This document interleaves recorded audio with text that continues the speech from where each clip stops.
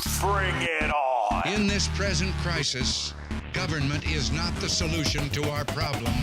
Government is the problem. Do you want the whole truth? I don't think you're ready. Governments don't control things. A government can't control the economy without controlling people. It's Crane Durham's Nothing But Truth. Here comes the truth. Well, good evening, good afternoon, wherever you are. We're glad you're here. Happy Monday. Don't have a case of them. Frowny face. Well, Putin to the rescue. We'll get to that in a second. Crane Durham's Nothing But Truth, proudly on. Say it with me now. AFR Talk. And want to give a big shout out to those in Mobile and Fairhope, Alabama, for being so good to my best half, Catherine. And she gets back tonight. Woohoo! I can't wait. I can't wait. All right, stop it, man. But I just want to say thank you very much. A very special thank you to my in-laws and, of course, Pastor Aaron Free. So, love you, Mobile. Love you, Fairhope. Thanks so much, and really appreciate you being part of the audience as well as the surrounding areas. I appreciate you all, really. The show's growing, the network's growing, and we're proud of that. AFR Talk. Now, let's get right to it. Benghazi, yep, we're coming up on the anniversary, that horrible anniversary of Benghazi, 9/11/2012. And Gregory Hicks, the the highest ranking official on the ground in Libya at the time, the man who was recognizing it was a terrorist attack and told Secretary of State Hillary Clinton that, has been interviewed by George Stephanopoulos regarding, well, has he been punished? And here is Gregory Hicks's reply. Roll it.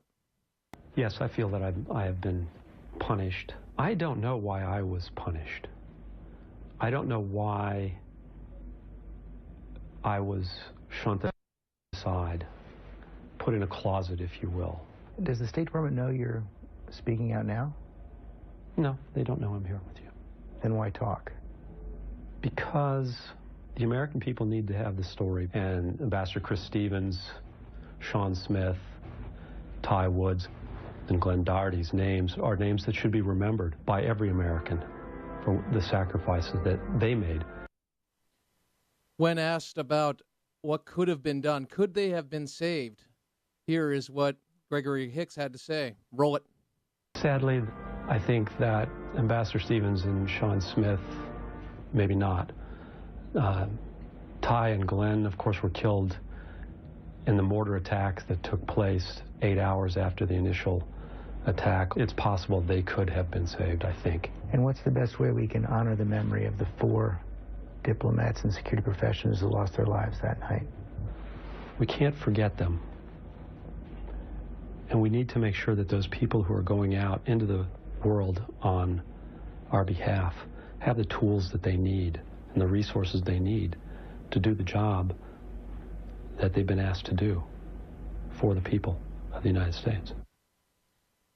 Tomorrow night, we'll have an exclusive interview with Buzz Jacobs, the co-director of Benghazi 9/11. He'll be speaking at the protest, and we will get some information. We'll do a recap, but we will put a focus on it. Interestingly enough, the mainstream media is not ignoring it. Fox News is not ignoring it, and that's a good thing. American Family News, not ignoring it either, but you know that. Bottom line, Dennis McDonough, yesterday on the Sunday talk shows, was being asked about Syria and the comments and what took place today. Began at 2 o'clock today Eastern in the Capitol and the Senate. Discussion and debate over the resolution to attack Syria. We'll get to that in a second. But Dennis McDonough was asked about Benghazi and why on earth can't they get the one guy who other news organizations have talked to, that's a chief suspect, and this is a priority to bring him to justice. He's under indictment. Why can't they get this man? Chris Wallace asked that question. Roll it.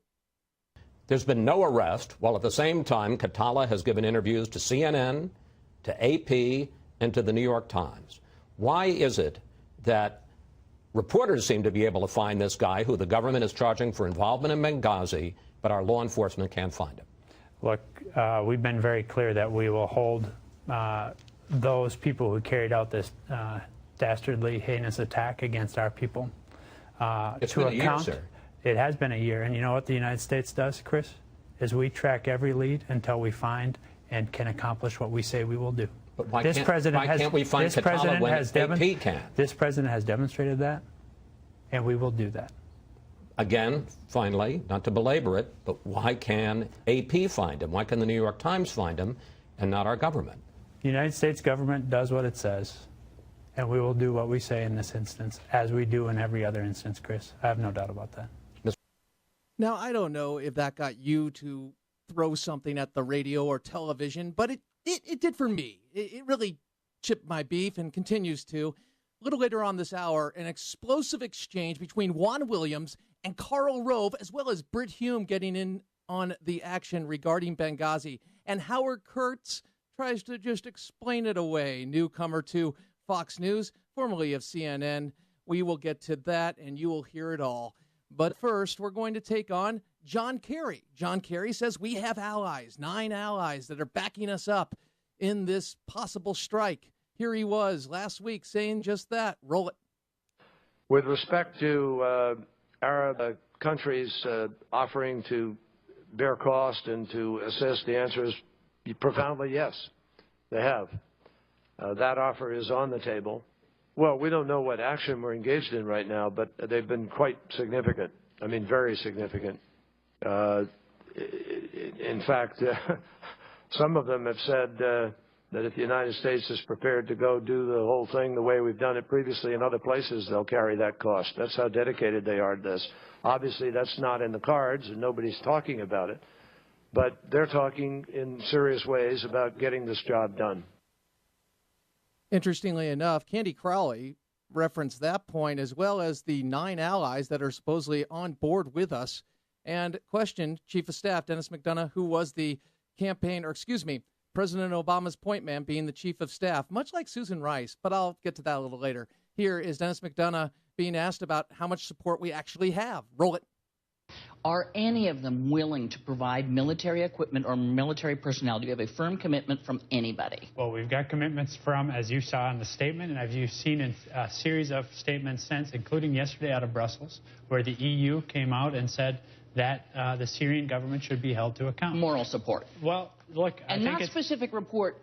It's not specific support for the strike at this point. Well, not at this point, but it is specific support for holding him to account, and it is a recognition that it happened. So we are no longer debating whether it happened or whether it didn't happen, and that's important. So let me just put this to rest. No, we have no firm commitments for military personnel or military equipment from any other country. Look, we have plenty of support. I'm not going to get into who's going to do what in any particular operation. We feel very good about the support we have, and we'll continue to build more. Okay, at this point, more moral support than anything is what you're talking about. You're trying to get me to say that? I'm not going to say that. It's a little game. We really don't have support. I'm not trying to be immature with my response to that. It's just, it gets to a point where this administration cannot answer a question directly. And that's what we've gotten from the administration in many ways. Benghazi, we've gotten lies. IRS, we don't have answers. We don't have accountability. Paid leave, pretty nice gig. Hey, Lois Lerner. And we've seen the pattern throughout. And this is where they come back and they don't answer the question.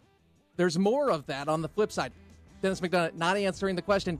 When you have Candy Crowley and David Gregory asking you tough questions, actually asking you to explain, and you are in a state of denial. I mean, it's like they're on drugs or something.